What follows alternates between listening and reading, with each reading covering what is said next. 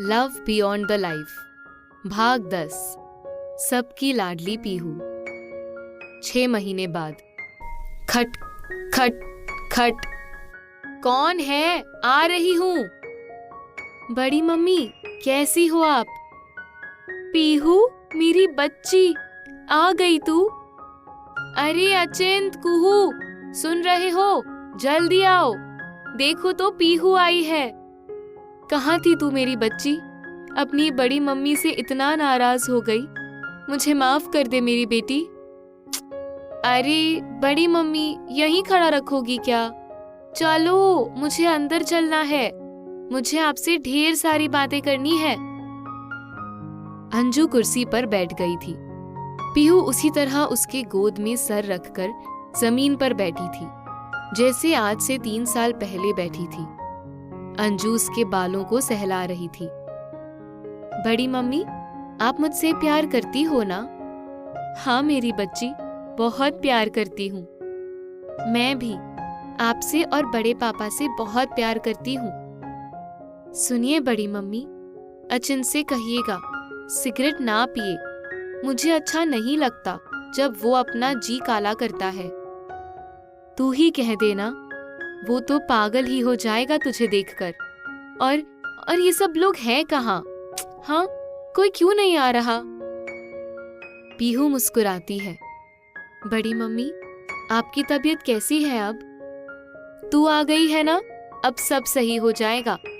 तेरी और अचिंत की धूमधाम से शादी करूंगी। अचानक कमरे के बाहर बहुत तेज रोशनी होती है। पीहू उठती है, अंजू के गाल पर प्यार करती है और जाने लगती है। पीहू, पीहू! अंजू कुर्सी से उठने की बेतहाशा कोशिश कर रही थी, पर जैसे वो जम गई हो कुर्सी पर। दरवाजे पर खड़ी पीहू एक बार मुड़कर देखती है पूरे कमरे को, फिर रोशनी में गुम हो जाती है। पीहू! क्या हुआ अंजू, क्या हुआ? अमित पूछ रहे थे। अचिंत और कुहू भी घबरा गए। सब साथ ही बैठे थे, पर अंजू सो गई थी। वो बिस्तर से उठकर सीधे आंगन की तरफ भागी। बाहर गेट खोलकर देख रही थी। वापस आई, अचिंत को झंझोड़ रही थी। पीहू, पीहू आई थी बेटा, सफेद सूट पहने आई थी। मैंने अपने हाथों से उसके बाल सहलाए थे और वो कह रही थी कि अचिंत की सिगरेट पीने की आदत से उसका जी जलता है। अचिंत हल्के से उठा, अलमारी खोलकर एक बासी कागज का पैकेट निकाला। एक फ्रेम था। ये क्या कर रहे हो अचिंत? ये क्या है? मेरी पीहू की फोटो। कितनी सुंदर लग रही है मेरी बच्ची। अचिंत ने उस फोटो को राजेश और माला के पास तक ले गया। ये क्या कर रहा है अचिंत? पागल हो गया है क्या? अंजू चीखी थी। अचिंत फिर भी अपने काम को पूरा करता रहा। अमित ने अंजू को बिठाया। शांत हो जाओ अंजू, सुनो मेरी बात। पीहू जा चुकी है। कहाँ जा चुकी है? अचिंत अभी भी फोटो टांग रहा था, वही जहां एक दिन सबको जाना है। ये कहकर सारी बात धीरे धीरे अंजू को बताता चला गया। पता है अंजू, हॉस्पिटल से पता चला था कि वो दिल्ली से यहाँ आ रही थी, पर क्यों कोई नहीं जानता। शायद उसे तुम्हारी तकलीफ महसूस हो गई थी, या शायद वो घर ही आ रही थी। पर कोई नहीं जानता कि वो यहाँ क्यों आई थी। वो अभी भी आई थी तुमसे मिलने। शायद अब वो जा चुकी है। उसे जाने दो अंजू, जाने दो। एक गहरी सिसकारी लेते हुए अचिंत बोला। ना ना, मत रोना मम्मी। वो अब मरकर भी अमर हो चुकी है। रोकर उसके त्याग को यूं जाया नहीं कर सकते मम्मी। कितनों के अंदर वो आज भी जिंदा है। अब अगर कुछ करना है तो वो जिससे उसने जो किया वो सबको पता चल सके। उसके बलिदान को सफल करना है अब वो करना है जिससे मेरे पश्चाताप का संकल्प पूरा होगा। तीनों की तस्वीर को छूकर अमित ने भी बोला। चारों लोगों ने अपने हाथों को कसकर थाम लिया, एक संकल्प के साथ। 2 साल बाद। अरे भैया, पूरा घर सजा दो, बिल्कुल दुल्हन की तरह, वो भी नीली सफेद लड़ियों से। पीहू को यही पसंद है। अचिंत हिदायत दे रहा था बत्ती वालों को। मम्मी, मैं ये कलाकंद का एक पीस ले लूं क्या? ना, बिल्कुल नहीं, हाथ मत लगाना। मेरे हाथ का ये कलाकंद पीहू को बहुत पसंद है, तो सबसे पहले पीहू टेस्ट करेगी, फिर कोई और। हाथ भी मत लगाना, आज उसका जन्मदिन है। Okay okay, yes boss. सारे गिफ्ट्स रख लिए गाड़ी में आपने? हाँ भाई, कुछ रह गए हैं तो रख रहा हूँ अंजू जी। कुहू, तुम क्या यहाँ बैठी खीसे निपोर रही हो? जाओ अपने पापा की मदद करो। अचिंत हाफता हुआ घर में घुसा।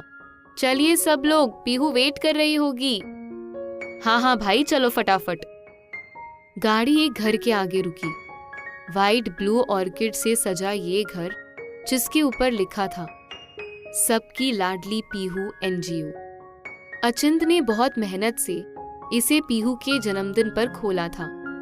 आज पूरा 1 साल हो चुका था इस एनजीओ को, जिसमें दधीची दान को लेकर लोगों में जागरूकता फैलाने का काम अंजू का था। अंजू जगह जगह जाकर लोगों को देहदान, ऑर्गन डोनेट करने के लिए प्रेरित करती थी। खुद एक एग्जाम्पल की तरह लोगों के सामने जाती थी। एनजीओ में अपनी 2 एम्बुलेंस थी, जो जहां कहीं भी एक्सीडेंट होता था तुरंत पहुंचती थी। साथ ही अनाथ बच्चों के लिए पीहू एक छाया की तरह थी। इस तरह पीहू हर जगह थी।